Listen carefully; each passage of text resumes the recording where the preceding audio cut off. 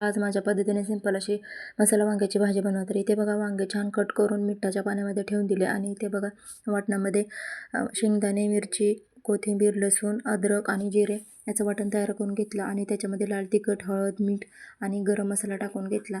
छान मिक्स करून वांग्यामध्ये भरून घेतला आणि इकडे बघा तेल गरम करण्यासाठी ठेवले होते. त्याच्यामध्ये राई टाकून घेतली आणि राई छान तडतडली की त्याच्यामध्ये जिरे टाकून घेतले.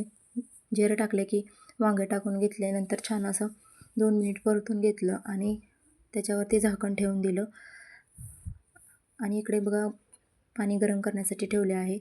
इकडे बघा छान असे वांगे परतले आहेत आणि त्याच्यावरती राहिलेला मसाला टाकून घ्यायचा. तोही 2 मिनिट परतून घेतला आणि त्याच्यामध्ये गरम पाणी टाकून घेतलं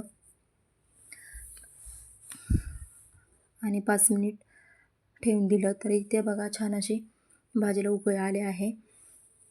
त्याच्यावरती वरून कोथिंबीर टाकली.